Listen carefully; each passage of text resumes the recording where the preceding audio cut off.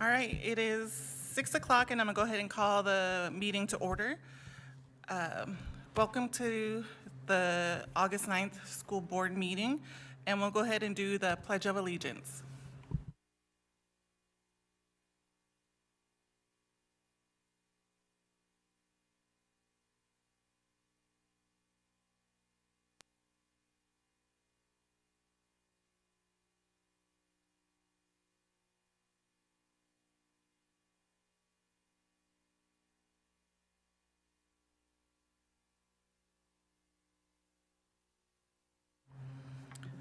All right, so we're on to item number 3, review, revise, and approve the agenda. I would like for a motion to be called to remove agenda item 7A2, the disposal of records. Moved by trustee Sherman, a second. Second by trustee Walker Andrews. Any comments? Any board discussion? It's being pushed back to another meeting, so that's what we're doing. All right. All those in favor for the revised agenda, please indicate by raising your hand. Unanimous to all trustees present. Moving on to item number 4, approved minutes from the Board of Trustees regular board meeting, July 19th, 2022. A motion from a trustee to approve the minutes. Moved by trustee Wallach, second. Second by trustee Witt. Any board discussion or comments? None. Any public comment on the agenda item?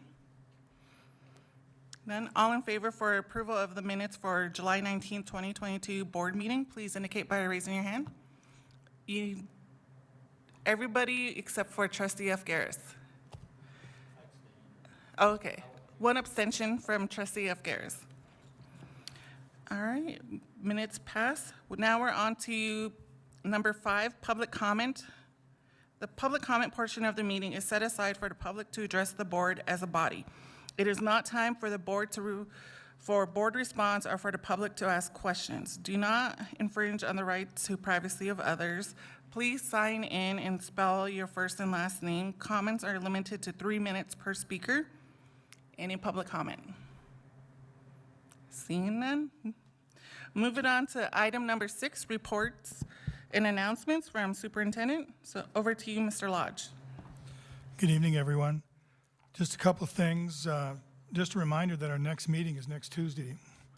So remember, we moved that up. We were originally scheduled for a week from Thursday, and then we backed it up to the 16th. So we'll be back in here at 6 o'clock a week from tonight. And the kind of one budget or item on the agenda, and that would be budget. So that will be the agenda for the evening. So a week from today, just making sure it's on your calendars. The other is just a request. So I would like maybe 2 board members, maybe 3, to step up and volunteer or let our chair know that you would like to work with me on the bus schedules.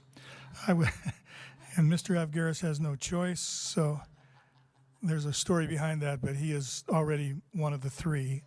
So, but yeah, I'd like to be able to meet with a small group 2 or 3 times and kind of go over the history of what we've done and where we've been, and kind of bring people along this time a little bit better than I did last time. So if you'd please talk to Willina, our chair, and let me know if you're interested, and we'll set up some times, and they'll be pretty informal. It will just be probably Terry Phelan and myself, and just kind of going over history of the last 18 months, where we started, where we ended up, and trying to give you some context and some background. So if you're interested in that, I'd be glad if you'd join me. So, and that's all I have. Thank you. All right. So it would be a transportation committee per se, or would it be more busing?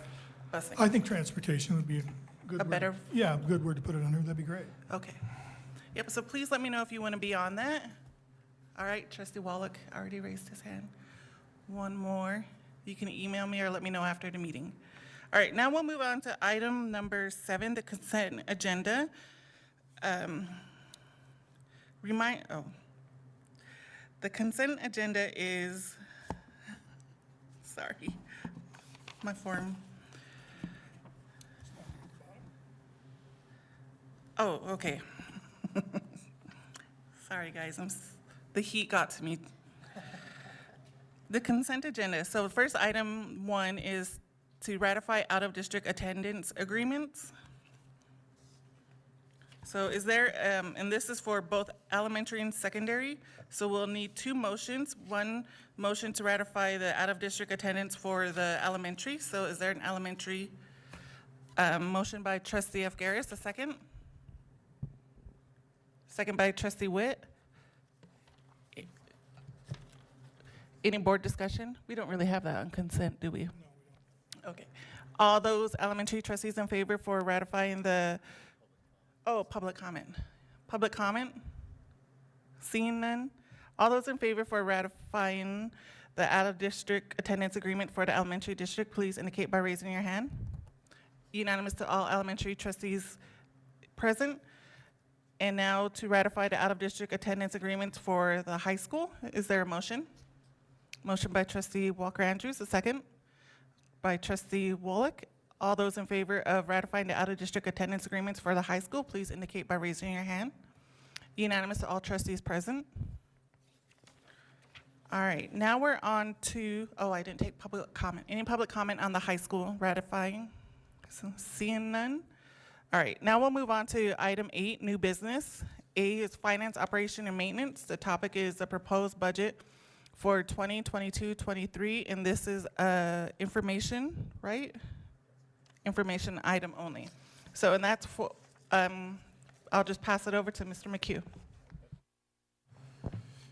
So, as Russ mentioned, next week we'll be back here to present the final budgets and levies for adoption. And this is per state statute, which requires boards to meet on or before August 20th to set budgets and levies associated with those budgets. And tonight it's just really to provide a preview of the documents that you'll see next week. We don't have final numbers for FY23, which is the adoption year that we're looking at. So we'll have those put together and in the packet for your consideration next week. So really tonight it's just to give you an idea of what the documents will look like when that time comes. So if you jump to page 31, this is the general fund, and it's one of the funds that you'll adopt a budget for. It's our largest fund, it's our main operating fund, and so it's the one that we spend the most time talking about. The document that you see on page 31 is one that you've seen before. It shows both the elementary and the high school prior year budget. It shows the over-base levy, the proposed adopted budget, which follows the passage of the levy in May, and then the total increase in budget to be allocated among various increases in expenditures. In addition to the increase in the budget, you'll see some savings reflected there based upon retirees. This is an estimate, and I know we've talked about this before, but I'll kind of go through that, or I'll just recap some of the things we've mentioned before. So finally, we look at the subtotal, which represents the increase in budgets, and assuming current expenditures, these increases would then be expended as reflected on that following on the following lines of this spreadsheet, beginning with the salary increases. And these increases in staff salaries have all been presented to the board other than the trades and crafts. So the estimate there is at 1.75, but otherwise the increases associated with those salaries that we've presented to the board are estimates of increases associated with those negotiated items.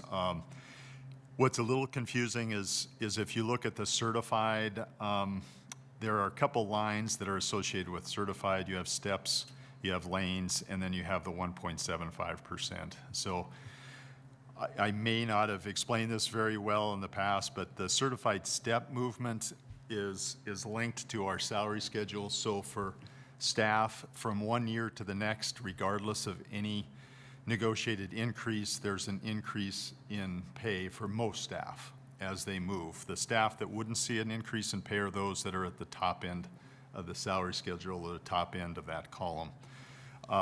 In addition to the step increase, there's compression, which was something we negotiated this year and we talked about when the board approved this increase. The compression was a conversion of our 22-step schedule to an 18-step schedule, which mostly impacts the BA 45 column and MA 45 column, and that's those columns that are affected. The certified lane movement is a separate line item. This represents staff that have achieved certain credit levels and are able to move across the salary schedule. And the only thing I'll point out here is that this amount we won't know until September when credits are due to the HR office. So this is an estimate based upon last year's general fund impact. The amounts here are high. They're quite a bit higher than we've seen in the past. And so, we'll see what this year's or lane movement looks like. But the 300 on the elementary side is about 150,000 higher than what we normally see. So it's pretty significant. And the high school is also higher, but not by as much. And then finally, on the certified side, you'll see the percentage increase, which is listed there below, along with the percentage increase for the other groups. The MMCEO, which is our hourly staff, our second largest union organization, you'll see that we broke that down so you can follow along right there, the different components of that negotiated increase, the $1.10 per cell, the compression to steps 1 through 4, and then the lane movements that were negotiated. So certainly the largest impact is on the staffing side, which is not inconsistent with the past. It's also not inconsistent with our general fund budget overall, where we spend about 90% on salaries and benefits. And so that's consuming a large part of those increases in our budget. Below that, we have other obligations. These are just obligations essentially to continue committed program. So the first three are that way, I should say. The liability insurance, it's a significant increase. We talked about it a little bit before, but it reflects, I guess, the property loss nationwide overall. It also reflects for us and for this program increase in values.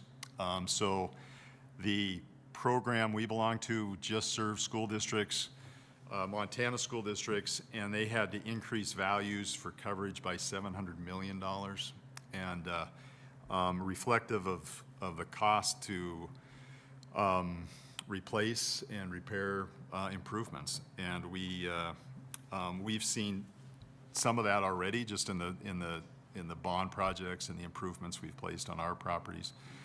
The other piece to this increase is cyber insurance coverage, which started out as being a pretty inexpensive obligation, but is a significantly higher obligation under our plan.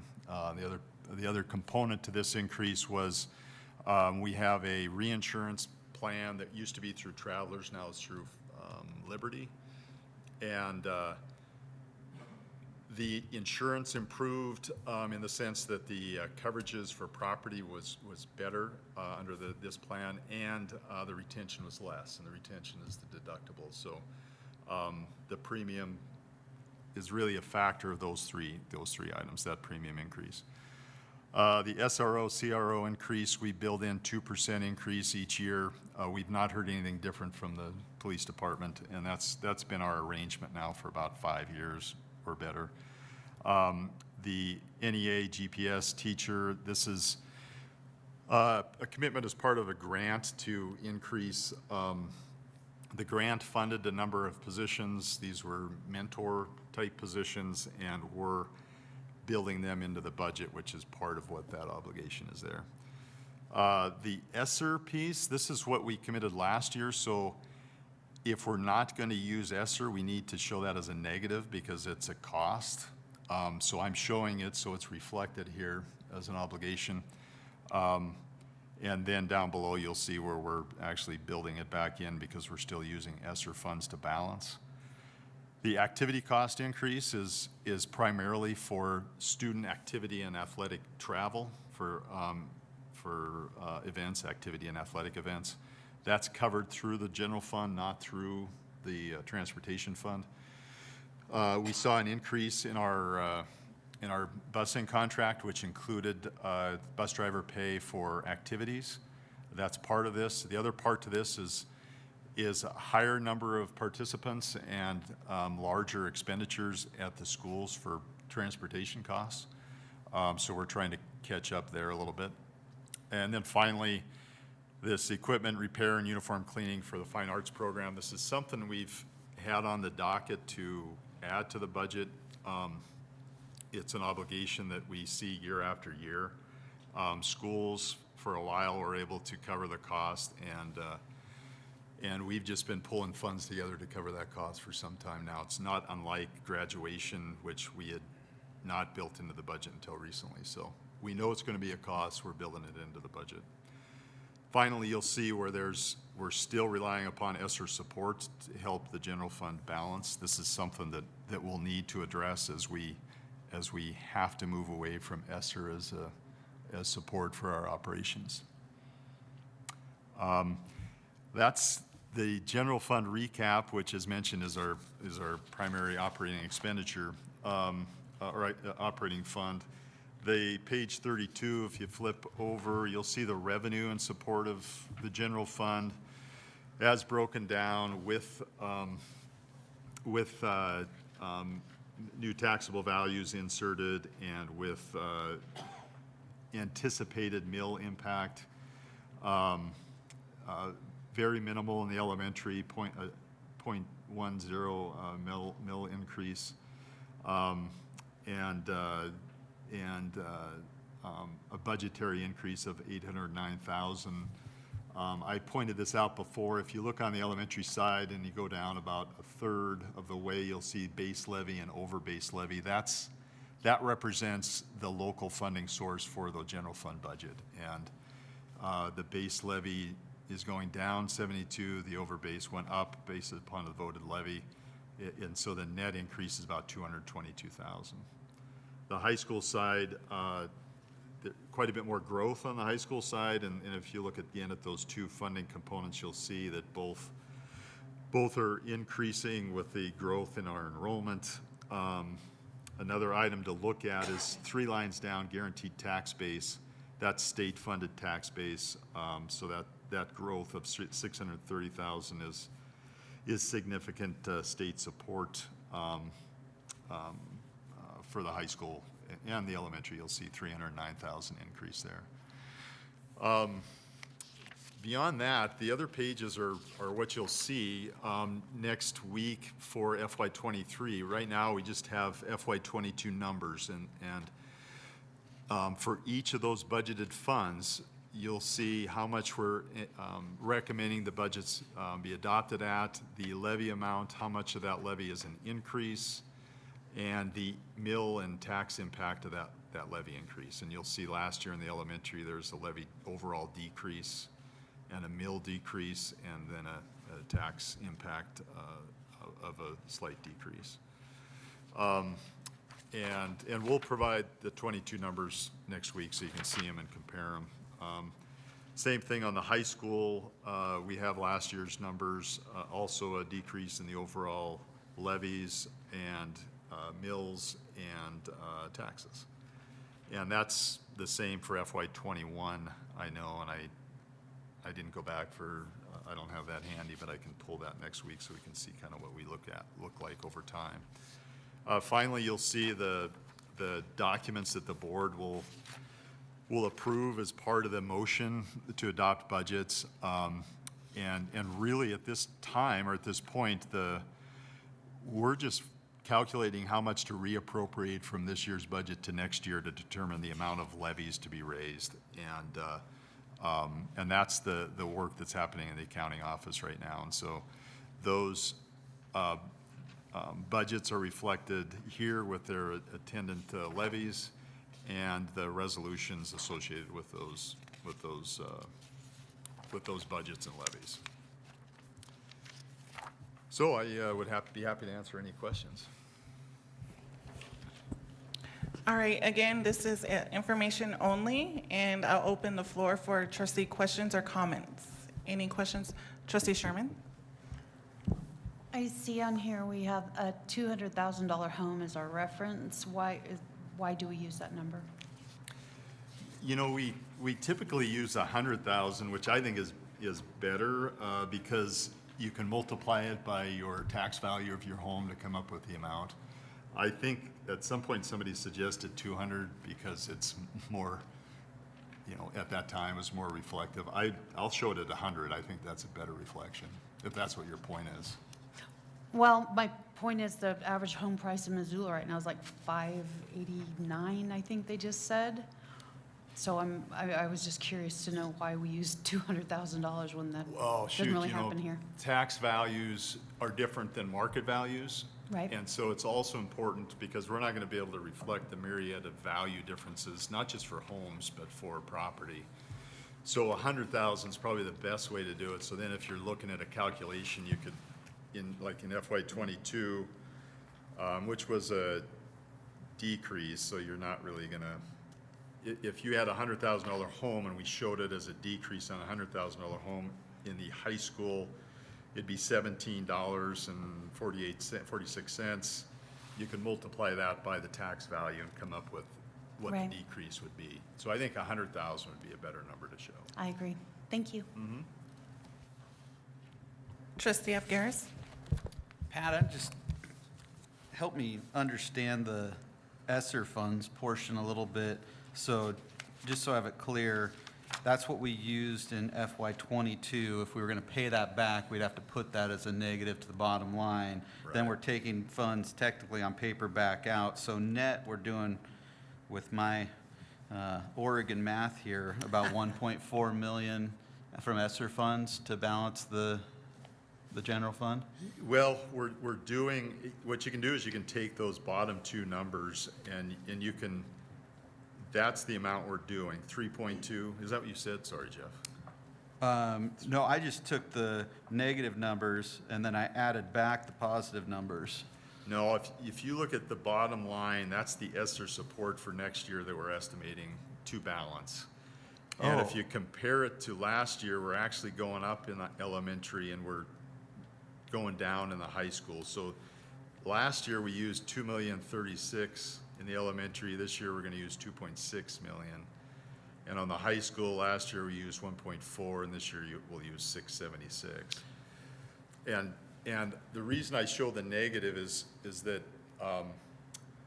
as we try and move away from ESSER, we need to, that's how we can use it. So we're adding it back in plus some in the elementary to help us balance. Trustee Mercer? So related to that, the interlocal, does this not envision any interlocal transfer? This is does without not. it? Okay. Yeah. Trustee Decker? And just to finish the ESSER conversation, ESSER funding will sunset for the 24 school year, right? So 23, 24, there will still be some amount of funding, and then 24, 25, that's done. That's correct. So it's fall of '24, it's done. So you have, there has been talk about extending that. So you know, if it does, we're planning for September 2024. And I believe how it works is that encumbered by September, expended by the end of the year. And what percentage, or like in comparison to how much ESSER funding the district received, how much have we expended based on this budget? Yeah, great question. I think we are down to, Rob was shooting for 7 the next 2 years, but we're going to be closer to 6 the next 2 years, and then so that's 23. Well, that would be the next 2 years. So I think the last time and this was in June, there's about 15 million remaining, and I think our allocation was in the 27 million range. So we've expended it, and really, think Rob presented a pretty nice recap, and we can do that again, that have the detail of the years that where we expended it, and we'll have the FY '22 that we can recap as well, but certainly a lot in staffing, and that's what's reflected on his recap. Trustee of Garris? Pat, I'm curious, the certified lane movement, I understand, but then the certified line, is that new certified salaries, or what's the difference there? So what's the number there? Sorry. So the 396, 667. Okay, yeah, so that represents the 1.75%. So what we tried to do is break it out so you could see the steps and compression are without a percentage to it. So it's just looking, if there's no percentage, what would steps and compression cost? And then lanes is purely using last year's number as an estimator. And the 1.75% is without steps, 1.75% is this amount. So just trying to compartmentalize what each unit costs. Trustee Sherman? Just to clarify for the masses that are watching, Grace, the ESSER funds are all COVID relief funds, correct? That's correct. Thank Yes. Trustee Mercer? So still finish up the answer. So, big picture, it sounds like you're saying we're not going to run out. And then Correct. we are going to, one way or the other, use it all, right? Correct. Okay. Yeah. Yeah, we had, there's quite a few items identified not funded. Okay. Yeah, quite a few items in that category. All right, so we'll continue that next week if there's no more questions or comments. But I will take public comment if there's any public comment on that agenda item. Seeing none, we'll move on to topic 2, which is approved a Conley Transportation Addendum. And that's back to you, Mr. McHugh. All right, thank you. So page 41, is the addendum for the Conley Transportation contract. So Conley Transportation provides our to and from transportation and athletic transportation for Seeley Lake. And the proposal is an increase of 5%. And like the beach contract, it also included, it was for 1 year. It included also the required stop arms that we talked about a little bit last time, the extended stop arms. And so the addendum reflects that. I have to, if you go to page 43, we inadvertently attached the old Schedule 1, so I've got to give you some new numbers so your motion will reflect the correct numbers for the new Schedule 1. So if you look on page 43, there are a number of line items. I'll just go down each and give you the new number. This is with a 5% increase. So for FY '23, with the 5% increase, Condon North would be $70,946. Potomac South would be $64,766. The deadhead clause for South is $8,344. The deadhead clause for North is $10,337. The total is $154,394. That's an increase over prior year of $7,352. Then for the 71 passenger mileage rate, it's $275. The 48 passenger activity bus with underbelly is $275. The fuel ceiling activity is $1.46. Fuel ceiling regular routes $1.48. The overnight charge $90.92, and the standby driver charge of $1,800 annually, and that's a cap. And maybe what I'll do is use this Schedule 1 to sort of explain. So there are two routes, a north and a south route. There are 23 riders on the north route, and there are 10 riders on the south route. The deadhead clause, you'll see the asterisk.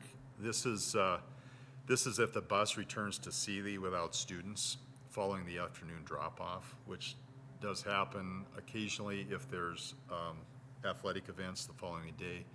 So that represents that cost. It's for the year. all of that is for the year. So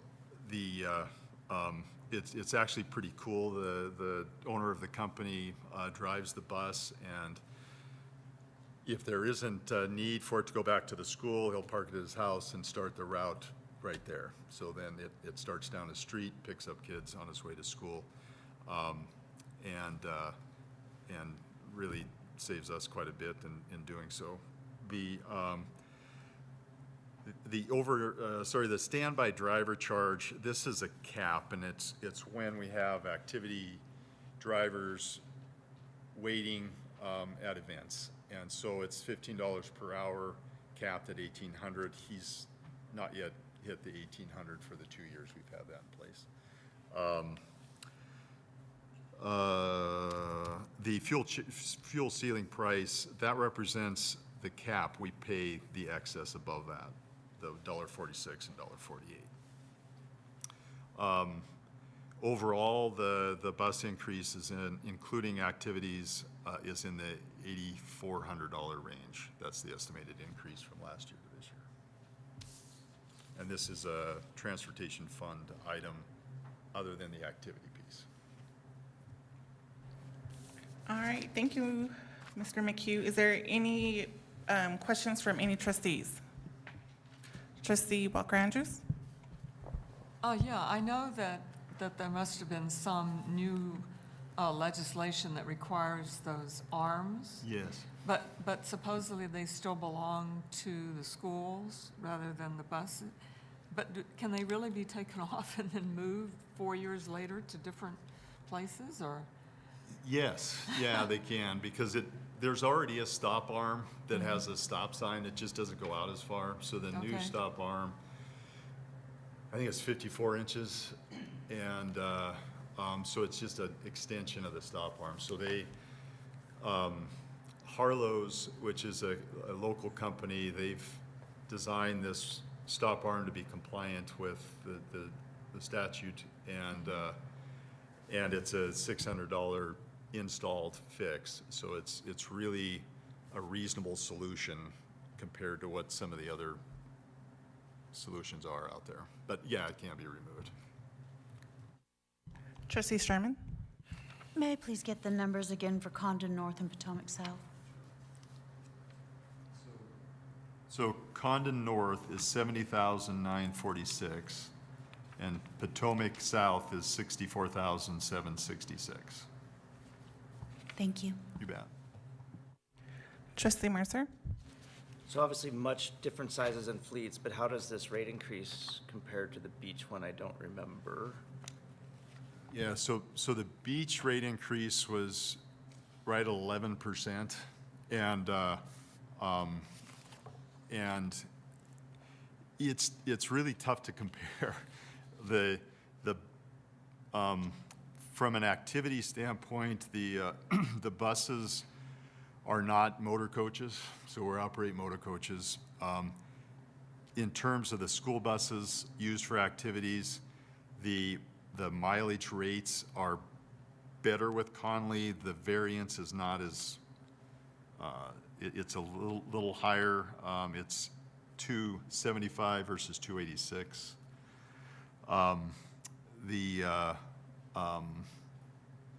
It's certainly the volume. I mean, I guess the 94 routes and the 74 buses,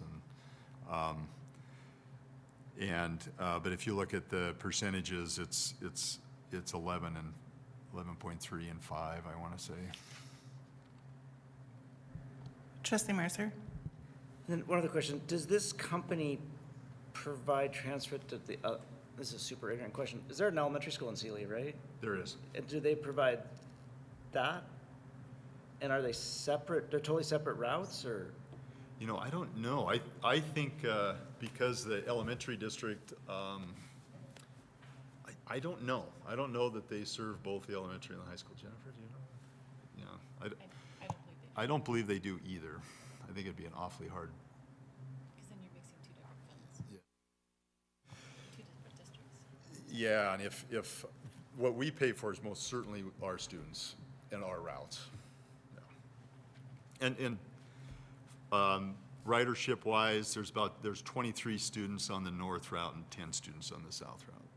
That's what we're, and just, you know, I think, see the student population's around 100 students. So, you know, just, you got about a third riding. Trustee Decker? It's never occurred to me to ask before, but the bus runs on Fridays up there also? I don't believe so, because they're 4-day school weeks, so I don't No. believe they run on Friday.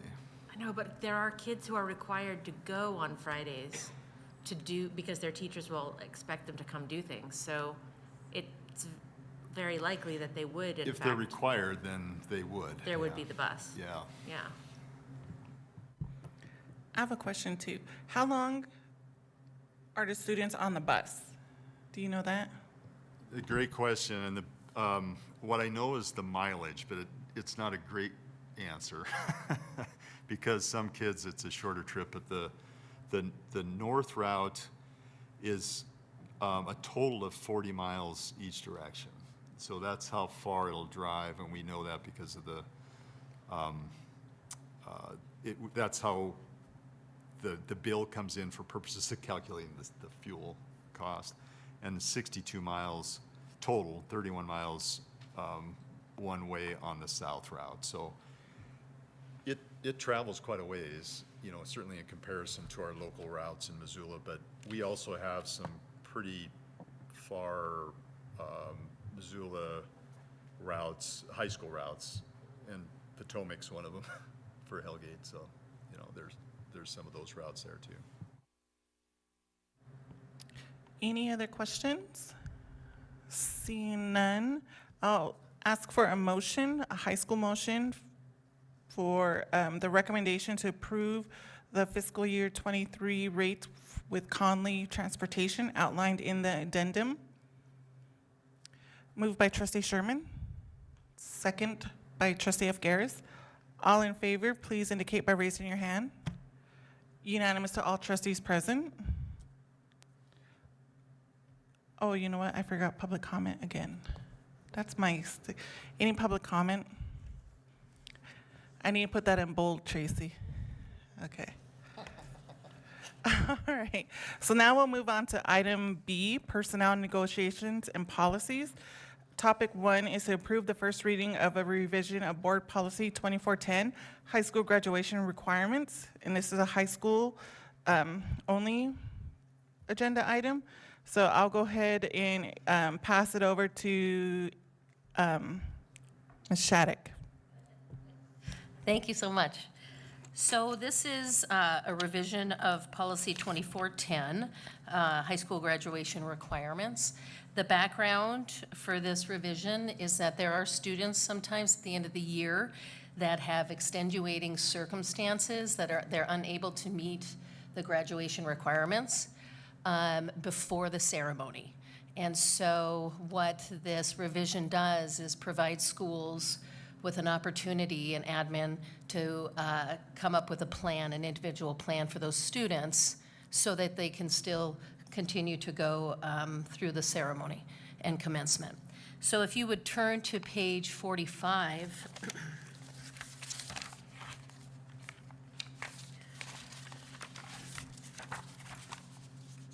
You'll see that the crossed out is the previous policy wording, and then below is really just the procedure lined out, and it reads, "A student's right to participate in a commencement ceremony of the graduation class at Missoula County Public School High School is an honor.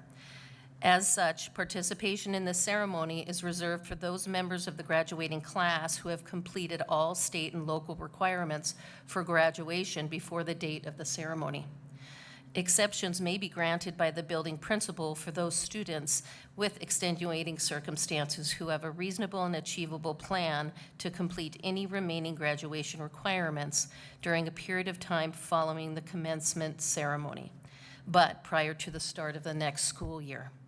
Students who complete the requirements after the date of the commencement ceremony will receive their diploma after all requirements have been completed."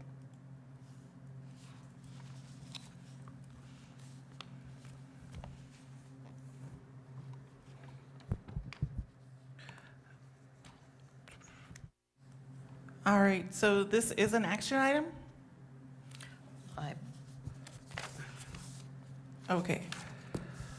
So are there any questions for Ms. Shattuck or Trustee Walker Andrews?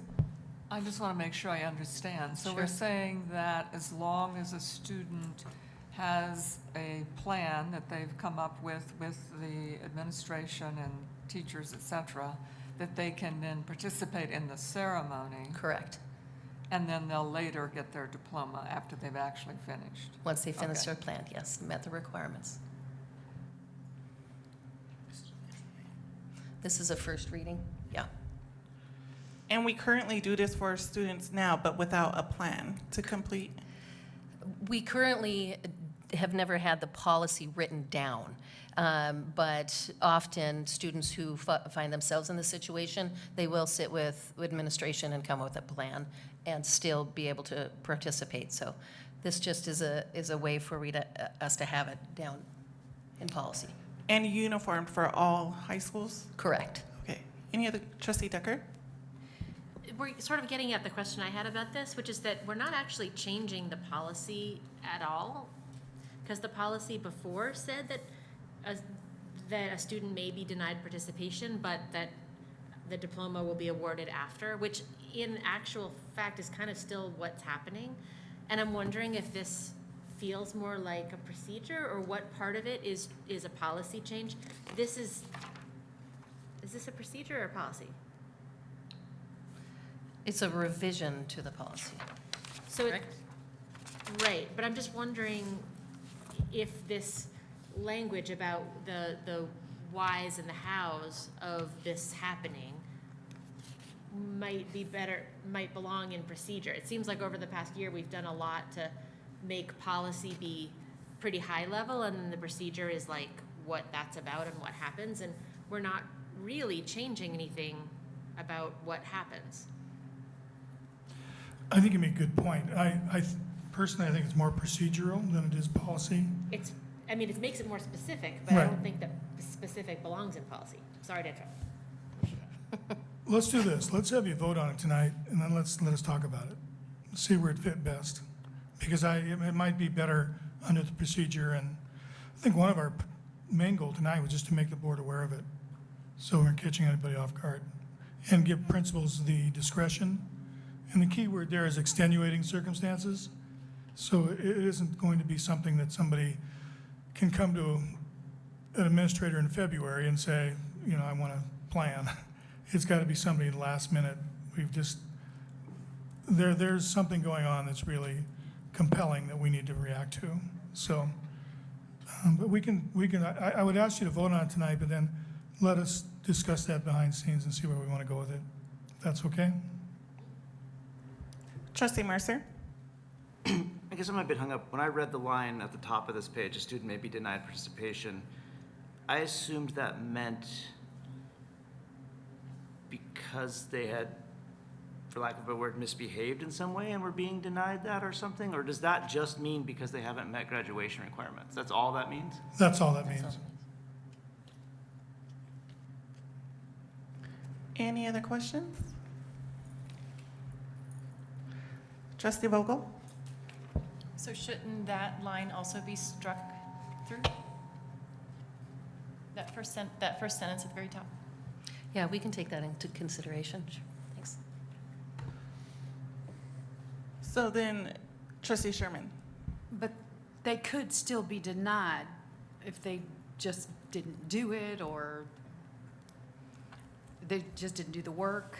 I mean, we're not saying you have to accept their reasoning, right? It truly has to be an extenuating circumstance, not just I didn't feel like showing up to class, or Grey's Anatomy season 5 started over, whatever, I mean, Correct. it truly has to be an amazing reason for them to have to do this. Right. You're correct. It could go either way. Principal doesn't have to grant this, just has the ability to if the reason is compelling enough. Thank you. Any other questions? All right, I'll look for a motion, and I don't know if you want to do it, Trustee Vogel, because you can do it with the updated strikeout of the first sentence, if you wanted to do it like that, so that, I don't mind doing it as it stands, because Mr. Lodge was saying that they would discuss it behind the scenes and then come back with a proposal. Yeah, I would like to go that direction Okay. tonight, because procedure policy, I want to make sure I get it in the right spot. Right. So if we can do it as it's written, then we'll come back to you. Yes. Thanks.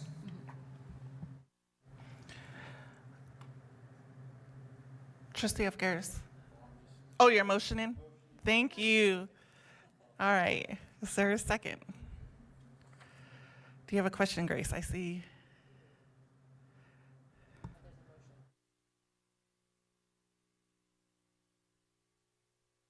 Is there a second?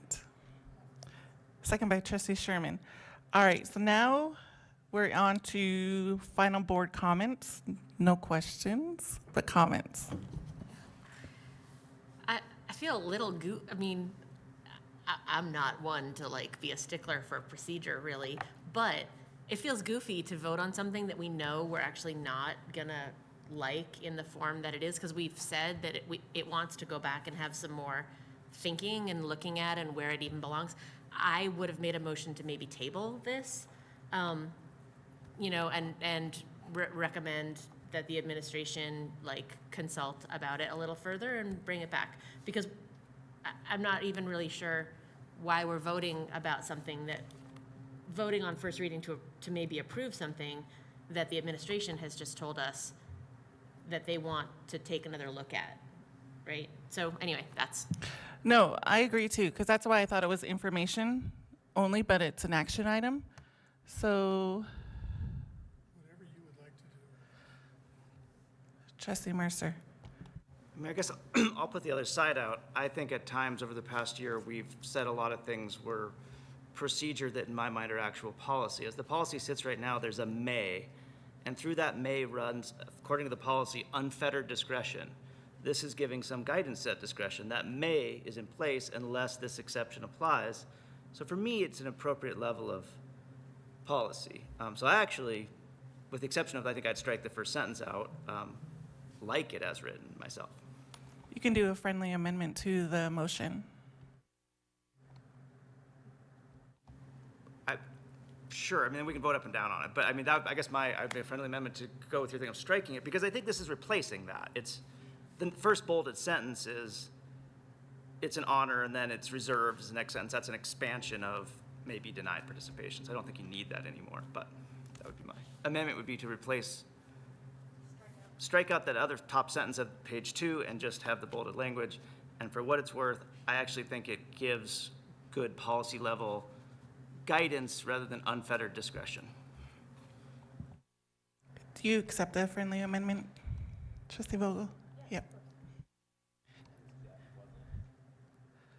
Oh, yeah, Jeff, you made them. I'll accept it. Okay. Any more comments? All right. Tracy, any public comment? Seeing none, all those in favor for the amended motion for the first reading of the Board Policy 2410, please indicate by raising your hand. 1, 2, 3, 4, 5, 6, 7 in favor. Those opposed? 2. Trustee Decker and Trustee Witt. Motion passes. All right, now we'll move on to item 2, approved personnel report. And I will, oh, it's to you, even though Dave's here. Dave, you're here, but it says Russ. It's to you, right? It's just nice to finally have Dave at a meeting, so I understand why they think I would have to do it. But I'll defer to Mr. Rod. Thank you. Nice to be back. My son was successfully married. The personnel report this month is the typical monthly report. It doesn't have any things of particular standout interest. But I'd be happy to answer any questions. All right, any questions? Trustee Decker? I'm sorry, I feel like a real curmudgeon for some reason this evening. I've had a pretty good day, actually, but I'm sorry, that we have the elementary page twice, so we actually don't have the high school certified report. So I don't think we can approve it. Sorry. I'm sorry, I have that. I don't know why that didn't make it in.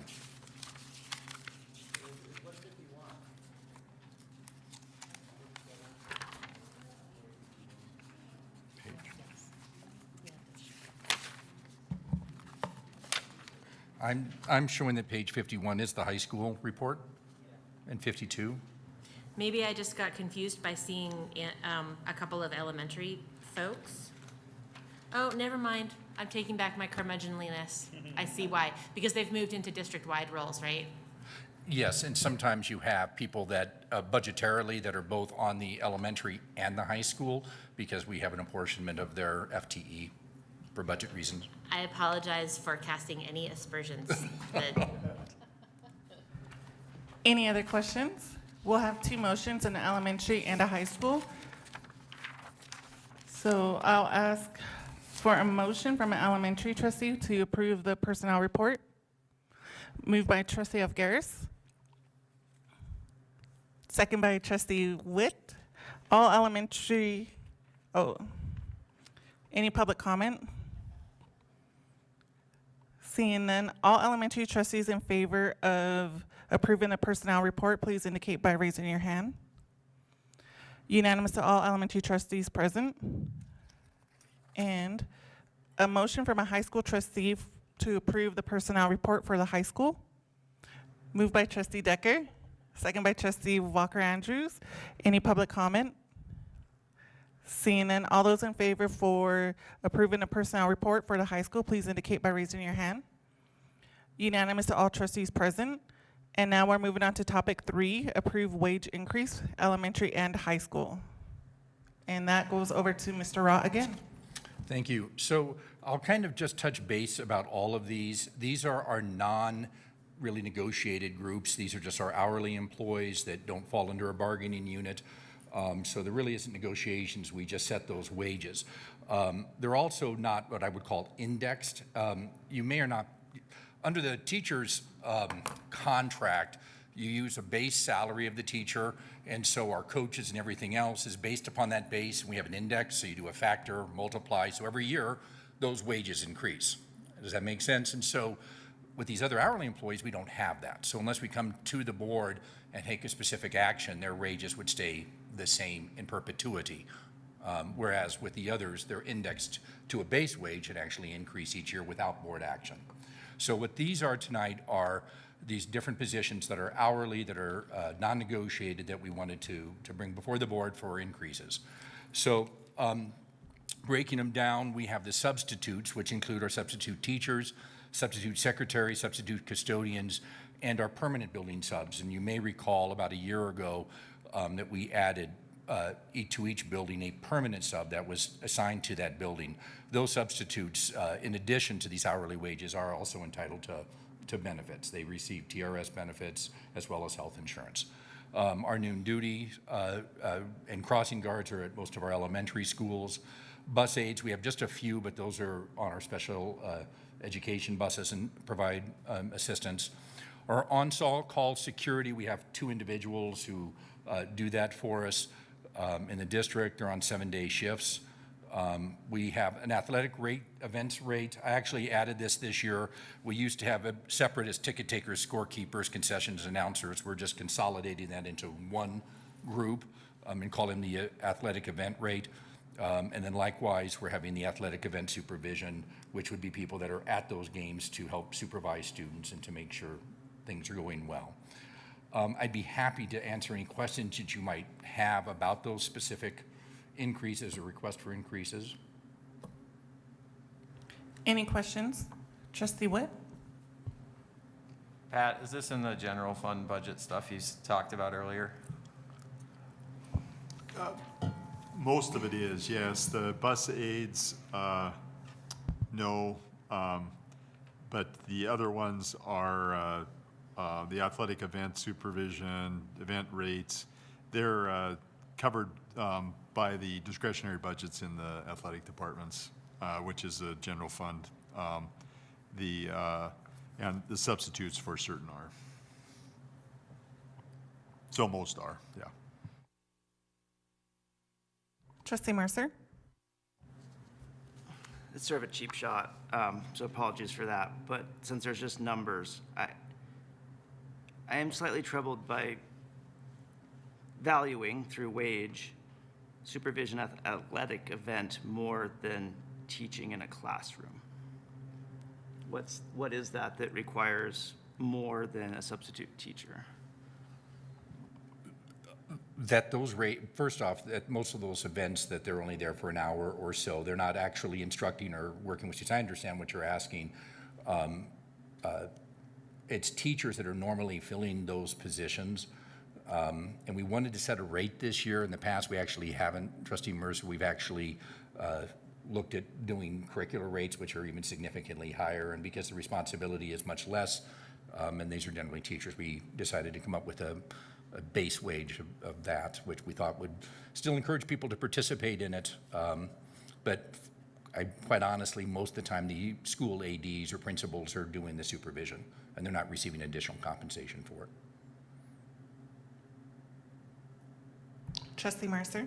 So can I just say this back and make sure, so part of it is that because it's only an hour or two intermittently, you need the higher rate because it's just this one-off and it's whatever. Yeah, it's not a significant budgetary impact. We do sometimes struggle to try to get people to do those positions, and so this was hopefully a rate that will bring those people in. Trustee Walker Andrews? Are these mostly also evenings and weekends? Yes, that would be correct. Trustee Decker? So I know that a lot of these positions have been hard to fill over the past year. And I'm wondering what the total, like if we know roughly what the overall budget impact is of this increase, and if there's any way we can make it more. So, Trustee Decker, that's a great question, and we've had a lot of conversation about that. The substitute would be probably the most significant budgetary impact. These other positions often have just a few individuals in them, and it's not a significant budgetary impact. Substitutes, on the other hand, could. However, to your point, we've had a difficulty ever since COVID hit filling those positions. We used to have 250 to 300 people on our rolls. Last year, we were down to about 100. And of those that were actually available for subbing was even significantly less. So we had quite a few unfilled positions last year, so it's difficult to ascertain what that budgetary cost would be. The other thing I would throw out is the last 2 years we had COVID leave available for our employees. That was not funded under the ESSER funds. And so what that meant is that all of our employees had 12 additional sick days. So in addition to the contractually already days that they would do, or the statutory days our hourly employees would accrue, we were also giving an additional 12 days that we were trying to sub in. So it's very difficult. Your question is great, but it's very difficult to come up with that specific amount. Pat had been asking for that this last week, and I'm not quite sure how I'm going to give an accurate answer to that would reflect. So what we've done is I did kind of that market analysis. What are the outlying districts doing? What are they paying their substitutes so we're competitive? And looked at the AAs across the state and what they're doing. The problem that we're having is not unique. It's a problem that's faced across the state and across our country. So we tried to come up with a rate that we thought would be commensurate with what the wages are currently in our existing area. The proposed rate, for example, with our substitute teachers would put us as the highest within our smaller region for substitutes. I don't know that I'm answering your question directly, but that's about, to give it specific budgetary impact will be difficult. So just to follow up, for substitute teacher in particular, can you remind us what the qualifications are to be a sub in the district right now? Yeah, so under the state law, a substitute teacher only requires a high school or GED to be that. Now, we have required in the past that somebody have a college degree. It doesn't have to be a teaching degree, but have a college degree. We still have stuck to that.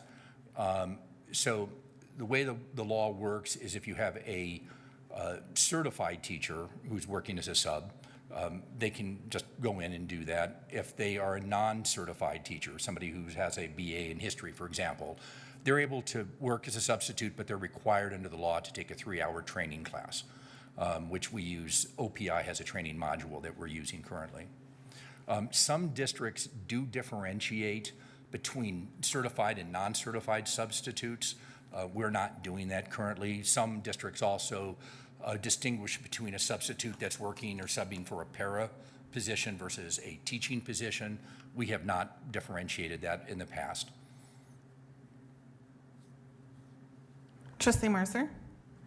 So how about, in the course of my kid's elementary school, he had long-term subs for several, like for months, several times. Is that any different, or is that the same 1450? Well, so there's two things. So if you have so we have the permanent subs that'll be working 8 hours a day throughout the entire school year. A long-term sub to which you're speaking, under state statute, we're required to have a licensed teacher on day 36. So if we have we typically see it like with a maternity or paternity leave where somebody will be out, we'll have a substitute that will be earning the regular substitute rate. On day 36, we'd have to offer them a contract. So to Trustee Decker's question, that's one of the reasons we like to have licensed certified teachers, because who's ever in that position on day 36, we're going to offer a contract. Then they are being paid under the teacher's CBA. They're not being paid an hourly rate like this. Any other questions?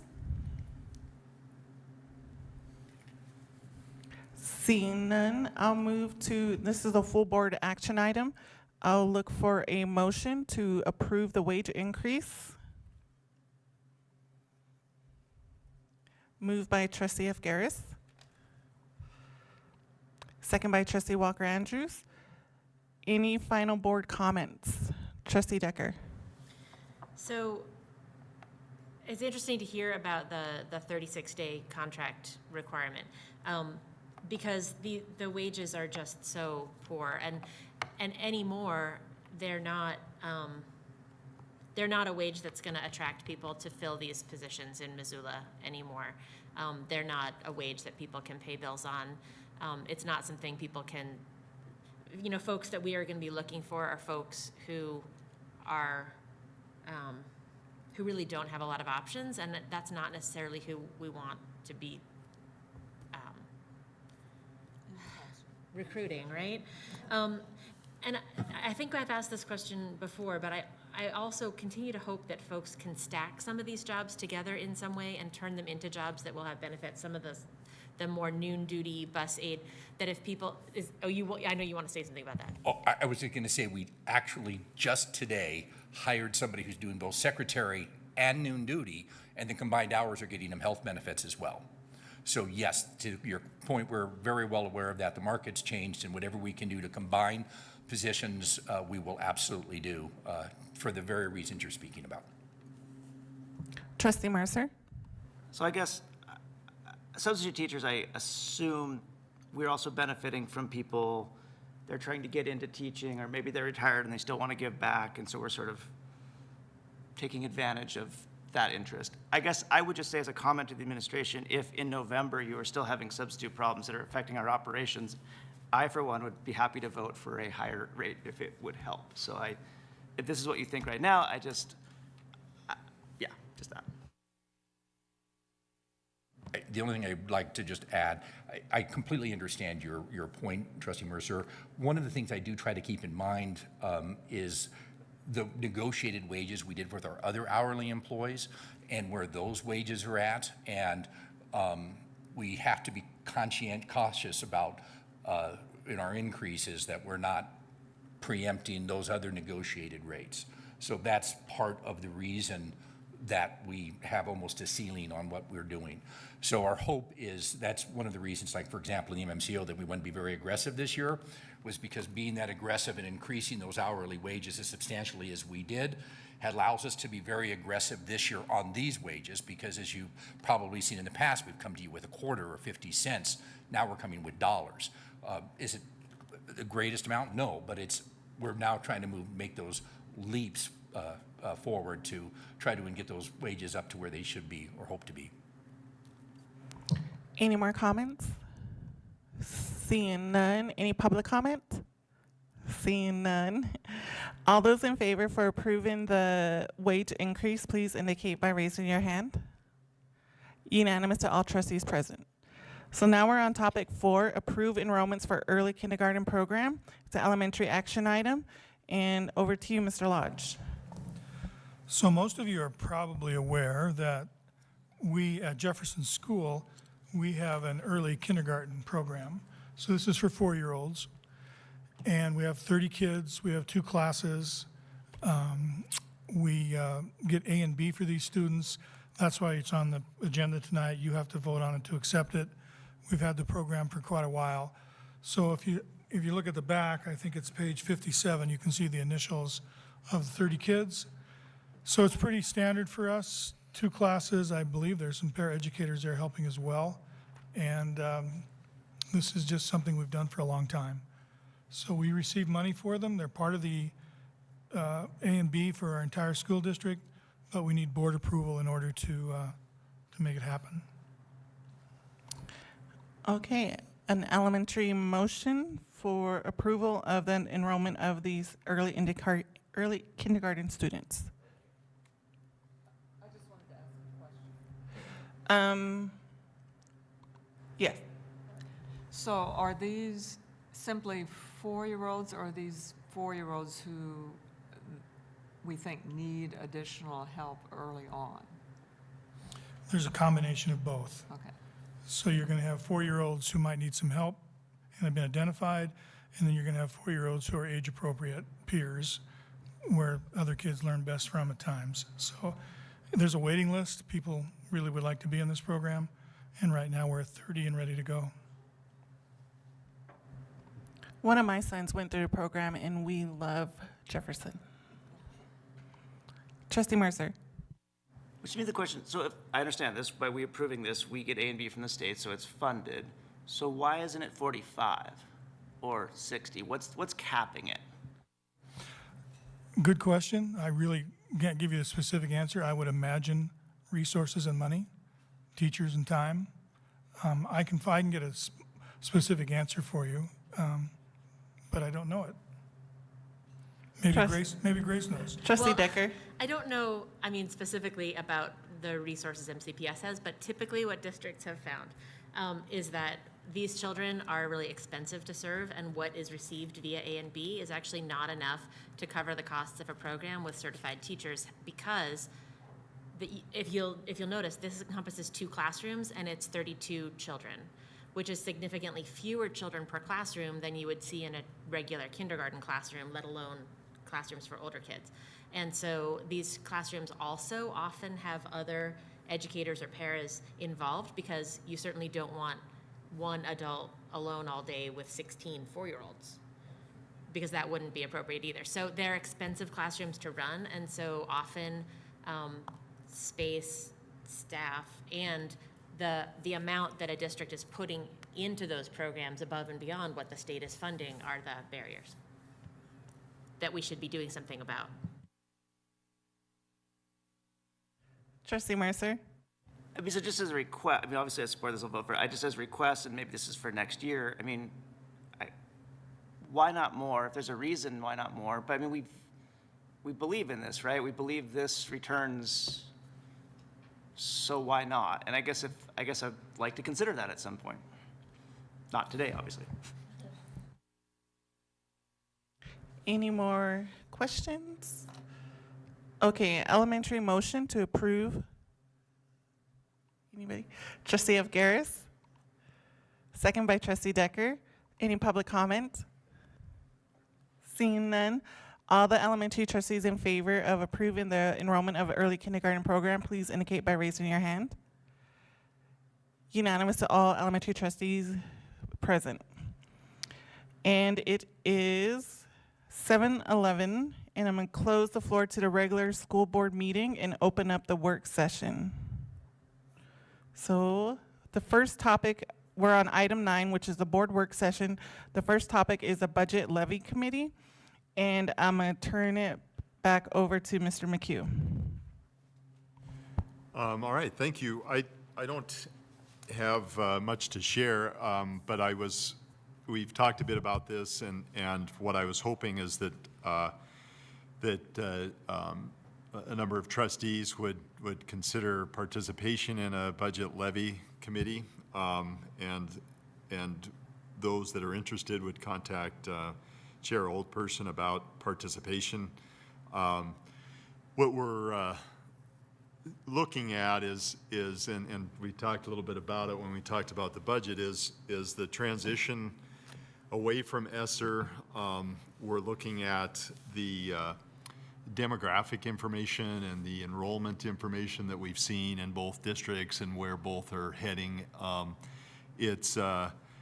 We've also seen with ESSER some programs, some services that are valued and valuable, and so there's lots to discuss. The levy is certainly a component of it, and really in terms of the levy, it wouldn't just be the general fund levy that we'd be looking at, but a building reserve levy, and so that's more facility-based, and we have a facility committee, but I could certainly see this committee entertaining some of those conversations as well.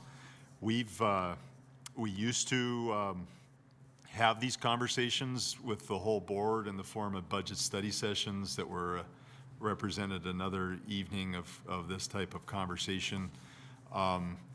And they were maybe sort of waning in interest, I guess is what I would say. And so some of that discussion has happened at the board level, but what I was hoping is to have work sessions with a committee that would be more more work focused and more diving into the details, I guess is what I'd say. And what I had anticipated is that we had involve the cabinet in those conversations and then pull in other administrators as appropriate when the discussion, provided for it. So, nothing really to talk about tonight. I would see starting after the October enrollment count and after we update our demographic information with the October enrollment count. I think we can certainly meet sooner to sort of lay some groundwork and to talk a little bit more about school funding and the like. But I think in earnest it'd be October when we'd really start looking at numbers. So that's the idea, and what hopefully we'll be able to pull off with some interest. Yep, and as we're in a work session, we're really less formal, so if you have any questions or comments, feel free to just jump in. I have to end up on that, so, yeah, I'll be involved.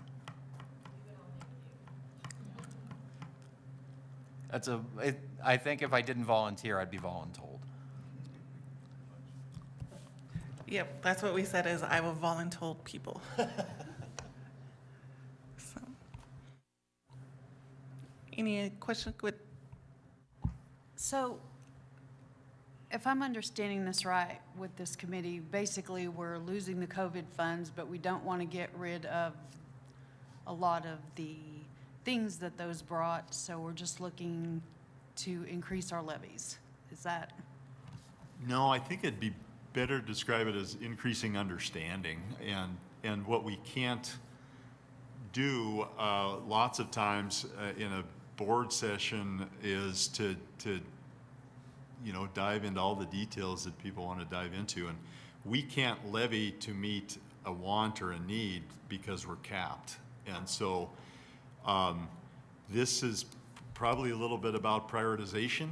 It's a little bit about what our strategic plan provides for and how those priorities would fit within that strategic plan going forward, and probably in doing so, it's looking at and understanding where our funds are expended now. And even though they're in 90% salaries and benefits, that's some of the details that we would look at. And we've had other committees for this purpose, and that's how we've used the time, is to get a foundational understanding of where the expenditures are at. But I'd look to the committee to sort of talk about and direct where we head with it as well, because that would be, I guess, the ideal benefit of having a working group is that you would sort of dispense with some of the formalities, and have the structure. Certainly, we're going to be respectful of time, but ability for the committee to take it where we want to take it, but within that sort of parameter, strategic plan, priorities.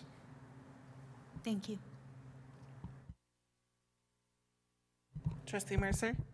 So yeah, I think next week, again, it's just my experience. My experience of the budget meeting was that it was very unsatisfying because the budget is essentially set and we endorse it because it needs to be endorsed by the 20th or there's no school, basically. So my example I use, because it's important to me, is we, prior to COVID, did not have an art teacher in every elementary school. Because of the ESSER funds we now do, are we going to be able to keep that? Missoula's taxpayers are levying the maximum amount of general fund money that they can, right? They're not allowed to give us any more money. So we are it's totally about priorities. It's what can we keep? And I think there's going to be some very hard choices. And I think the board should have a proactive voice in them and not have it just be given to us on August 16th and say, here it is. And so I love that we're doing this and I appreciate it. And I'd love to be involved, but I think this is a great thing. And I think as many of us as can should be there. And of course, then bring it back to the main board to talk. But I just think we should get ahead of some of these big decisions.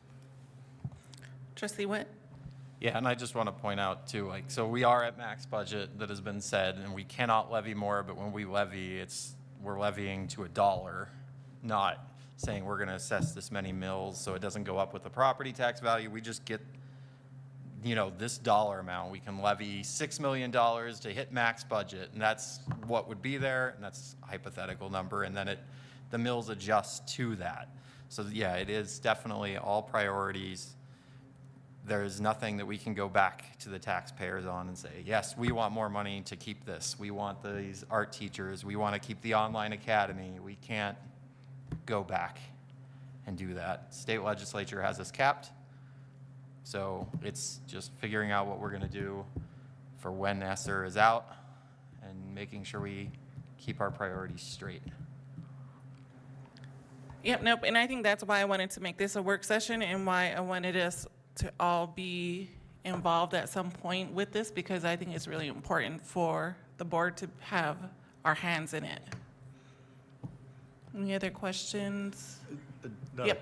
Not a question, but I just wanted to follow up what's been stated already, and that when you look at priorities, a place that you start with in a general fund setting is accreditation requirements, because there are pieces to the budget that are accreditation focused. And so when you do look at 90% of salaries and benefits, you're going to improve understanding when you compartmentalize within each building the staffing piece, because right now it looks really big, and it is big, but when you break it down into operations within buildings as separate and distinct operations, you do get a better flavor for what that operation is and what is accreditation based and what's non-accreditation, but essential for that school setting. Then, what you do is you look at outside resources and what are other ways, and certainly we have Title I schools and we have other federal programs, and those factor into the meeting of the need, and then the question becomes sustainability and how you build that within the budget. So that's kind of the context, I guess, is what I'd say. So feel free to email me and we'll move forward from there for that committee. Any other questions before we move on? Comments? Anything over there? No? All right, so now we'll move on to 9.2, Introduction to Superintendent Search. Mr. Rock. So I'm going to preface this with wasn't involved in the process the last time. So fortunately, Tracy kept copious notes and did share those with me. And so what I thought I'd do tonight is kind of give you the timeline we previously did it. I would probably advise not to follow the same timeline we did last time, because I can tell you it seemed pretty long. But last time, when we were searching for, Rob would be the last, there wasn't a meeting until December, which the board then did a authorization for request for proposals to find a consultant. It wasn't until January where we presented those to the trustees. You reviewed the RFQs in middle January and approved a consultant in late January. So it wasn't until February that the board actually met with the consultant to try to talk about the hiring process, what they wanted, what they were looking for in a candidate. They set up a timeline in the middle of February of that year. It wasn't until April that the board actually had set forth the candidates. The board got together to review the candidates the agency had come up with, to set the interview questions and all of those. It wasn't until the late April we did interviews. And so, as you can imagine, now we're into May before you're hiring a superintendent. I think that timeline was extremely late. I think it was very challenging to try to find a superintendent. I had to laugh today because my district administration magazine came and the headline is Superintendents Wanted. And there was an article about the difficulties right now because just as it's difficult sometimes to recruit teachers, there's also difficult now recruiting superintendents. So the article was interesting because it talked about the challenges right now in doing that because unfortunately COVID, we've been fortunate in Missoula, but so many places across the state and otherwise, there was such contentiousness at school board meetings with public, and it just started driving people out. So one of the things that I thought was interesting, I'll just throw out there, was having a district plan in the future to try to develop talent within your own system so you're not having to go out and do these larger searches. So that said, I also did reach out to the other AAs. Bozeman was the most recent that did hire a superintendent. Pat Strauss, who's the HR director, contacted me. They hired an organization. They also went out and did RFQs, but they did that in August and September of the year. They didn't wait till December to do it. They hired an outside agency called Ray & Associates. It was out of Iowa, but they were very pleased with them. They were able to interview candidates by January and get the public comment and go from there. So options in this are quite varied. I mean, the group that chooses or decides the process, how they're going to do it, is the school board. It's you that does this. So whether you want to do it as a board, whether you want to do it as set up smaller committees to do that, whether you want to hire an outside agency and do our request for proposals from outside organizations, or whether you want to try to use somebody locally, I mean, your options are pretty up to you. I mean, it's one of those things that I think the board should kind of discuss how they'd like to approach it this time. My recommendation, like I said, is sooner than later. I think it's much better to get this process in place. January interviews seem to make a lot more sense to me than trying to interview in late April, which is going to get you're not going to get people. You're just not going to do that. So I'm happy to answer questions you might have about that process. I'm going to maybe throw Tracy in it because she can probably give some insights as well. She and Hatton Littman, who those of you around Hatton Littman helped head that up. But I did participate in, some of that interview process and how that went. So. Okay. Yeah, no, and Grace, you're the only one that's been through, right? Was you on the board then with? Yeah. So, and that's what we're here to decide what we want as a board on how we want to move forward. And so I do want to make sure that we're all involved and that we also involve the community. So it's an open floor right now on how we want to do this as a board. So turn your mic on and let's go. I'm just going to ask a question real quick, since all of us lack experience. What's the purpose of having a consultant? Why do we spend that money on somebody? So I believe it's primarily to help they have connections to the larger educational community, and so they will go out and do a national search. So I think the last time, I think you can correct me if I'm wrong, Trustee Decker was there, I think we only had Superintendent Watson. Dr. Watson was the only in-state candidate we had. I think everybody else was somebody they'd recruited from out of state. So they do a lot of out-of-state recruitment to bring people in. They will help when you're talking about getting public comment. I think the last time, my memory was they did surveys of staff, surveys of parents, survey of the board about things that they were looking for, to try to delve that down so that the candidates that they presented to the board, and ultimately the board did do this screening on the final candidates, met the criteria that the board had indicated they were looking for. So I think that, it's networking, really, that they just have access to, and they do it for a living. Larger, the company that I looked them up today, that Bozeman and Youth, that's what they do. They simply go out and do those national searches and have those connections to say you might be a good fit, and they go out actively, maybe headhunting, to try to pull people in. About how much does that cost? My memory, and correct me if I'm wrong, Tracy, was the last time we spent $30,000, about that approximately? It was close to that, yes. Yeah. I do not know what Bozeman paid for that process. Which, Yep, nope, it's open. You guys, but the thing about it is that it actually takes a tremendous amount of time to do this process really well, from what I've seen in the past. And it's time that certainly no one board member has to be able to dedicate to it, nor should really. And it's also time that the people who are already in full-time jobs for the district don't necessarily have. It's not their job to do it either. And so in order to have a process that is orderly and timely and engages all the different community stakeholders at the right sort of inflection points, so that people feel a lot of trust in the process, it was a lot. It was a lot.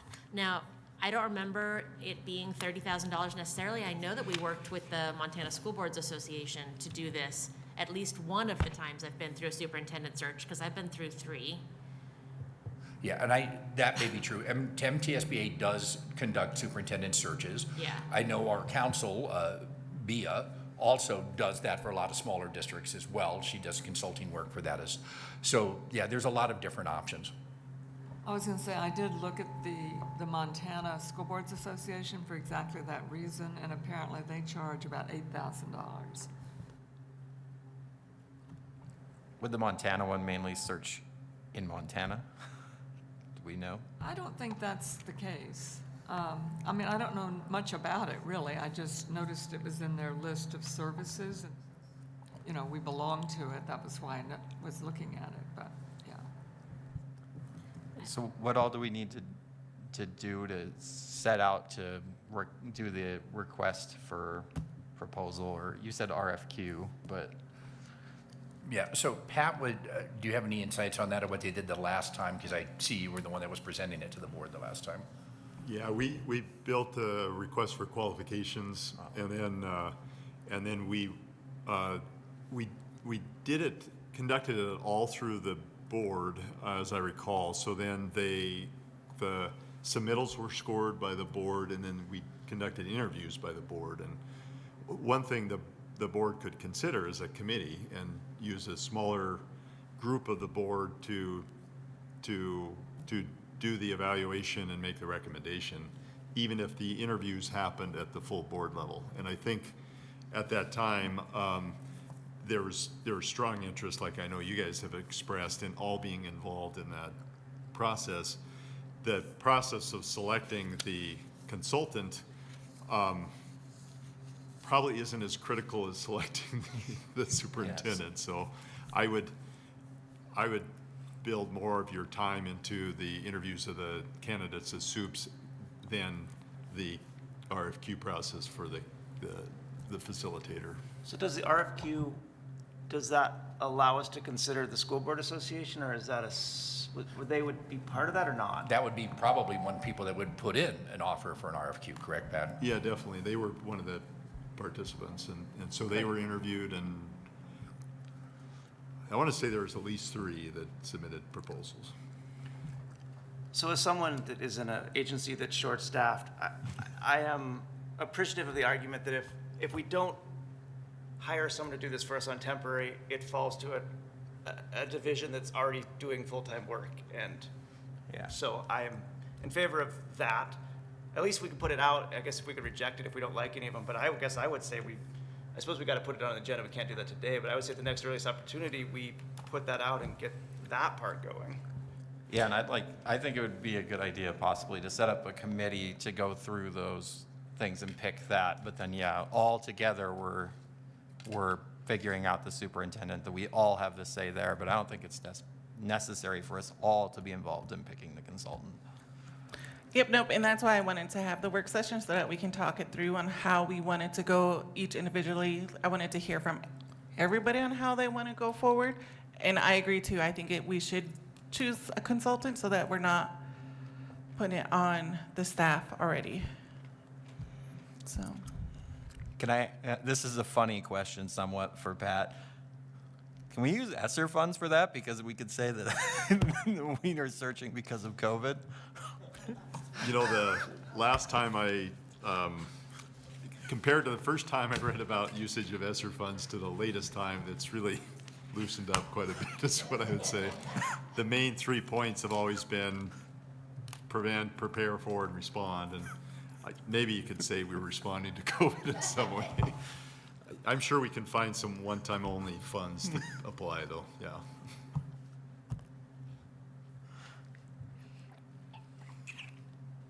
I want to hear from those who haven't spoke yet. Okay. I 100% agree that we need to get on this as soon as possible. I don't know if y'all know this, my dad was a superintendent for a long time. This is an environment that I grew up in, and it's a hard decision. And I think that if we really want to take our time and make the right choice, then we need to start moving. So I would like to see something in front of us by September to choose this group, if at all possible, so that we can get the hunt started. Thank you. Yeah, I would agree. Not having a consultant is not an option. I think consultants are hired for every corporation that has a, C-level executive. I mean, this is part of the game, and we want the best person, we want the right person, we don't want the cheapest way to get a person. So it's worth the investment to hopefully have a superintendent the next 8 years, 10 years, hopefully. That should be the life of a superintendent. So it's worth the investment for us, I think.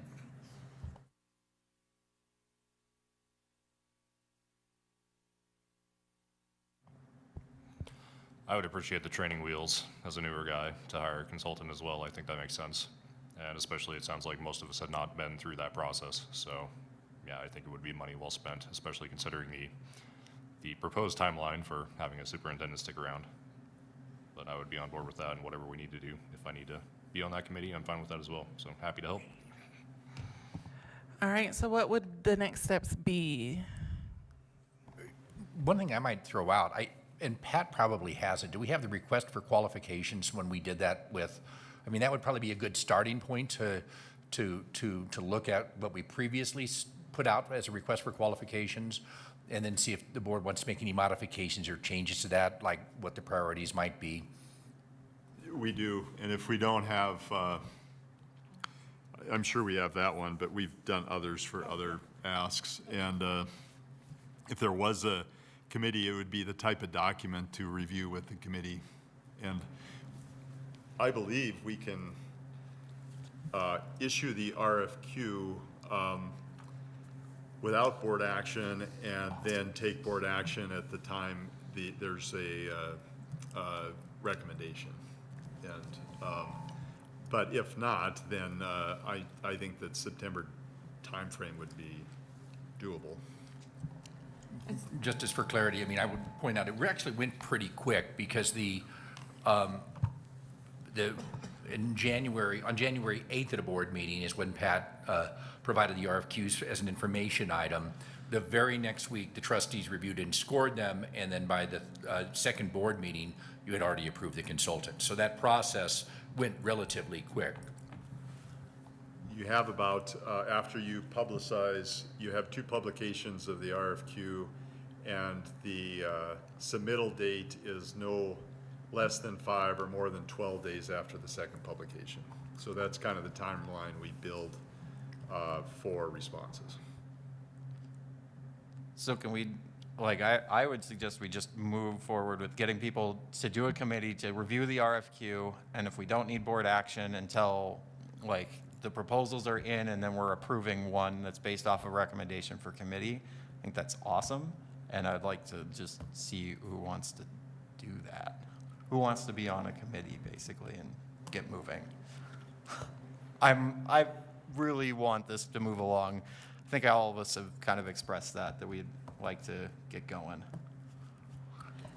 I just wanted to ask a question or two. So what we're talking about is creating the request for qualifications as a board eventually, although we might have a small committee to start it, right?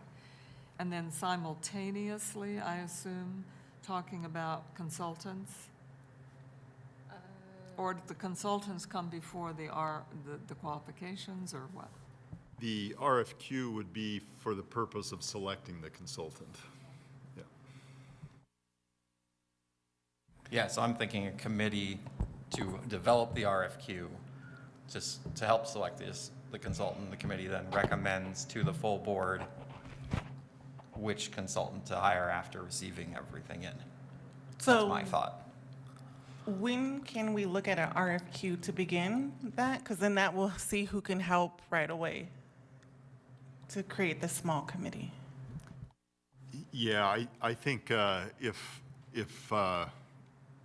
we could have next week to draft an RFQ, and so potentially, either meet at the latter part of next week or the beginning of the following week, then that could be a review opportunity. And we have. We only have that second meeting in August, so then we really are shooting for that if the full board wants to approve the RFQ, which I don't think you need to for it to go out. I think it could go out and meet the first publication, which we usually do on 2 Sundays, and then that sets the time frame. So the committee could meet without it lining up with a board meeting, really, I would say as soon as the end of next week, but more likely the beginning of the following week is what I would say. So that would be the week of the 22nd for the committee to meet. So I'm happy to help. I don't need to help, but I'm happy to if other people don't want to. I would just say if it does turn out, it seems like there's still a little bit of an if that it does take board action, I really would hope you could get it on the one in 2 weeks. Next week. Next week's all budget. I thought there was one in 2 weeks. Oh. No, we're into the second Tuesday of September. So we've got this big gap. Yeah, because with the budget meeting always comes up early because we have to hit that 20th mark. So that's why we shot for the 18th, but now we moved it to the 16th due to schedules. So we do not have one on the Tuesday, the 23rd? No. All right, we'll delete that. I would be happy to help on that committee if need be also. It's not, I don't feel super compelled, but I don't see a lot of other, I'm happy to. But what I did want to say, though, is that we would be aiming then to be bringing a recommendation of a firm, so that committee is aiming to bring a recommendation of which firm to potentially the second board meeting in September, maybe. That would be the earliest. That would be ideal, and that would be the goal, and that would be the ideal. So first board meeting in October at the latest, which feels like that's moving really quickly, but it's not a ton of time to then be trying to, do all of the community-based work that would need to happen throughout the fall. So I feel like that is important. So that is the goal, though, right? For second meeting in September with a recommendation of who to hire would be ideal. That would be ideal. It would be a stretch, and here's kind of how we structured our RFPs or RFQs in the past: is you had to have 2 Sunday publications, and let's say we were able to get it on the 28th, the first publication, end of August, then it would go on the 4th of September, and you would at least give 5 days, no more than 12 for a response. So the 14th would be a reasonable response. Then the committee would need to get together the 16th, 19th timeframe. The interview is the tricky part. So if you choose to interview, you're likely to have, I mean, you can do it virtually, so you would have to have all that done by the 22nd for a recommendation to get in the board packet for the 27th. So the 22nd would be the date. I'm saying that would give us, or really the committee, about 9 days to both score the submittals and interview. And with an RFQ, you're only going to dismiss for lack of qualification. So as many of you saw with the bond projects, when we did RFQs for professionals like architects and engineers, they all qualified. You hardly ever dismiss them.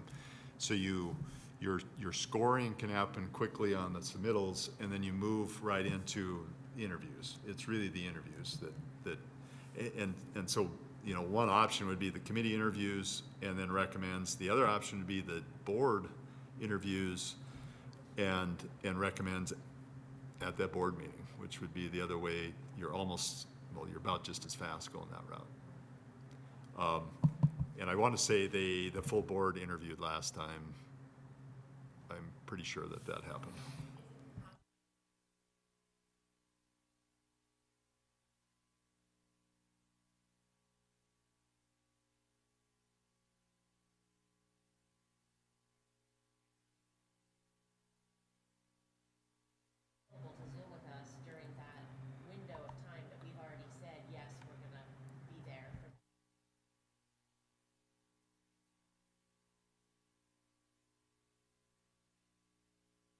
Dave, did you have something? Well, I was having difficulty hearing. I was, to what Pat's point was, I do think, you know, like Bozeman did that where after you did the request for qualifications and you had those, you did have the whole board do the interview process to determine that way. And I probably recommend that. I mean, I think that everybody would probably feel more comfortable on the board to all have some input about those companies they're soliciting our business and deciding which one you feel best meets the needs of this board and our community.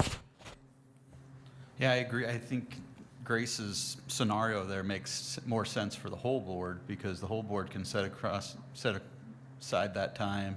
You interview everyone at the end of that meeting, you just make a decision. You don't have to be you don't have to bring it to the next board meeting, right? And then we move on, so.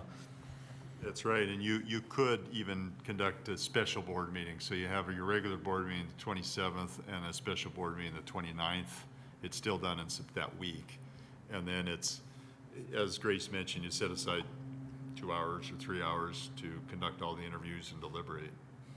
By interviews, we mean their salesperson given the pitch, right? Yes. I mean, I guess I'm happy to be at a full board meeting. I also wouldn't be offended if I wasn't there. To me, this is a little Coke Pepsi. I mean, I'm not that worried about this part. So either way, but I love Grace's idea. I think one of the qualifications is you're available to give your pitch between these 3 hours on this day. If you can't do that, then you're not qualified for this application. And usually we limit it or require that whoever's given the pitch is the person we work with. And that's also something, because even though it'll be, you know, typically a bit presentation timeline and then a Q&A timeline, you want whoever's there to be communicating with you because that's who you'll work with and who the schools will work with. So it's about that relationship and how you relate to that person. So it still does matter, even though there's a little bit of salesmanship going on. so last sort of logistic thing, I mean, so in person, not in person, I mean, if we did it on a committee, then we could just do it virtually, right? Or what? I think you could do it here virtually too. I think you might want to set it up that way, just, you know, despite the logistic issues, I guess, for Tracy and Paul, but you're going to have out-of-state parties, and if we have them come in, we need to give them more time to make reservations to get here, is what I'd say. You were talking about having an ad, you know, the ads and how you had to have 2 of them, but how does somebody in Iowa do this? I mean, how do they know we're searching, I guess is what I'm saying. We need a search company for the search company. Yeah, I can't remember. I think there are trade organizations, Dave, maybe pulled up one that we used before to publicize the RFQ, to say that we have an RFQ, and it's really a short blurb that links to our website where they can access the RFQ. But yeah, that's those trade magazines. And these companies, I mean, they're scouring, they're looking, I mean, it's a national organization. You might ask the why in one state, but the reality is that they have those connections throughout the country and are monitoring that regularly. So, and if you're looking doing a national search, having a company out of state that would do that makes sense. Typically, also, you'll have a PR statement, which is kind of what you're talking about, and then you'll have references from other school districts, and you're going to send them to those people as well directly, you know. So there's usually a little bit of footwork on somebody like Dave's part where he's going to identify 5 or 6 agencies and say, you know, just wanted to give you a heads up on this sort of thing. The only thing I would say, and not, again, it's semantics, we're talking about the full committee or a subcommittee here, is unless people on the full board don't want to be part of the vetting process, it doesn't make a lot of sense not for the whole board to do it, because that committee is going to bring one agency, and what's the whole board going to do? Deny it, right? So you either want to be a whole part of the whole thing, or it's just semantics to bring it back to a full board and we just vote on it. Just my opinion. When the school year starts, I won't be able to do like a noon to 5 on a random Wednesday kind of thing. So I am not offended at all if you guys go ahead and choose a consultant without me. I missed that part. That's what we're deciding, right? Okay. And I'm with a couple of fellow trustees. I'm not offended if I'm not a big part of choosing the consultant. I definitely will be a big part of helping choose the superintendent, as all of us will be. But as far as evaluating consultants and stuff, I'm more than happy to trust a committee to do it. So for the committee, what would a minimum number of trustees would you need? It would be no more than 5. So, yeah, no more than 5. Because the flip of the full body is then we have to have a quorum for that entire interview if we're doing it. Yeah. And whereas a committee is kind of whatever. And Yeah, you'd want to early on establish that special meeting date and time, not only for the RFQ, but so that we have a quorum. That's exactly right. And I would assume you would target the evening just for availability. I think that makes sense.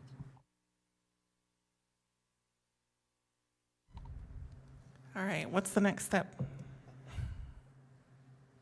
What do you need from us now? I think after next Tuesday, I'll start working on an RFQ. And if you guys come up with some names, then I can share some meeting dates and try and try and shoot for the end of next week. But I'm thinking it'll be the following Monday, Tuesday. So that'd be the 22nd, 23rd, and then yeah. So I think yeah, if we had up to 5 people, that'd be great. Okay, so you can email me and then we'll just move from there, but we can also touch base again next week at the budget meeting if you wanted to talk to me then too. All right. so what decision-making do you foresee in the RFQ generating process? I mean, what would we be inputting on? Yeah, I think that's a great question, because we we've drafted a lot of the RFQs as administrative staff. I think it wouldn't involve a lot of meetings. I think I would just circulate it. I recall it's more editing, you know, and I think what the board did when they went out last time for the search is they spent a lot of time coming up with qualifications to incorporate within the RFQ. I don't know, I don't know if that was time well spent in retrospect. I think you have the strategic plan, you have what other documents do we want to attach, org charts, you know, information about the community, population, that type of input, I think. So we'll use the other one as a schematic. I think I could see circulating the document, giving you an opportunity to do some editing, and then maybe get together for an hour to finalize it, type of thing, with input. And I don't think it should entail a lot, honestly. I think they'll be ready to respond to an RFQ. I think we're just trying to qualify based upon how many searches have you done for how many districts, to qualify them. And then it's mostly about them interviewing us through the RFQ to find out if they're interested in, you know, working in Missoula and all that sort of stuff. A lot of thinking about like what was going to matter, right? And so like learning by doing, you kind of get to the other side of it and you're like, huh, all that stuff that I thought was going to matter a tremendous amount, like maybe wasn't as heavy. Like we talked a lot about whether we had a preference for people who are from Montana, or how much Montana experience they had, or how much, you know, how much experience with districts that were like exactly like ours, and just different pieces like that. And I think whatever is on paper from those previous processes is going to be a pretty good starting place, because a lot of that sort of brain knocking already went into putting it out there. And the only reason why it was helpful was it got the board talking about this process and what people value. And we're going to have a lot of chance to do that through the superintendent actual, like developing the superintendent search materials. And so I'm with Pat in that overthinking this piece of it is probably not where to be. Last question. So did you say, do we have to interview everyone that qualifies? Yes, unless we create a scoring rubric that would be more than just your qualifications as a consultant. So that would be price, honestly. So you would have, but consultants you can't select based upon price for, well, I should say not consultants, but architects, engineers. There's a category in the state statute. For the search, I'm guessing you could. I'm thinking you could. So if you, it could be a component of the questioning, which was how much you're going to charge to do this, which would be relevant. I mean, I think, you know, you could have the most dynamic firm that's 70,000 more than the next interesting firm, and you don't want to learn that when you start negotiating the contract. So I don't remember price as being a part of the conversation last time. I would make it one. I mean, it's interesting to know. I think I only remember it being part of it in so much as it was related to how many meetings they proposed to convene. They were proposing like, we'll have these kind of community stakeholder meetings, and we'll meet with every building, and we'll do this, and we'll do that, and we'll do the other thing. And some people had big, long lists, and some people's lists were more tightly focused. And again, that's one of those ways where going through this process helped us think about like, well, I really do care about that, or I really think that's overkill, or, you know, there's kind of a, so the process was maybe what was more expensive from consultant to consultant, as far as I remember, the process that they proposed to use for the search. So if we have to, we have to, but I guess I would rather not interview 10.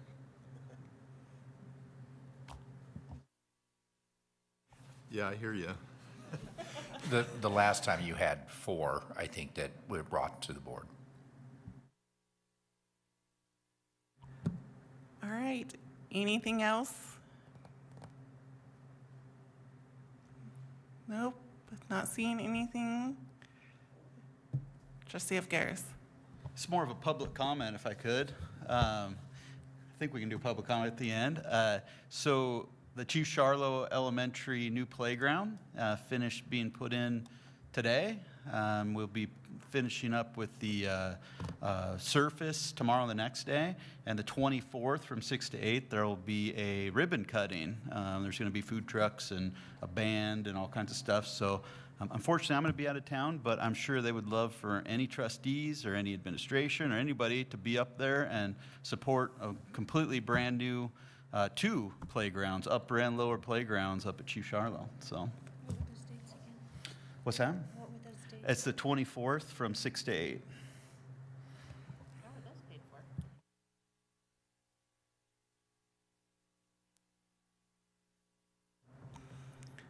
All right, and I think that brings up some too. I really want us to be able to connect with the schools more and the community. So any type of events like this, I think are really important for the board.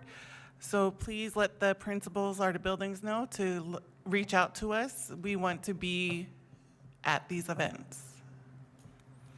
All right, anything else for? See nothing, it's 7:57, so we'll adjourn for the night and see you guys next week.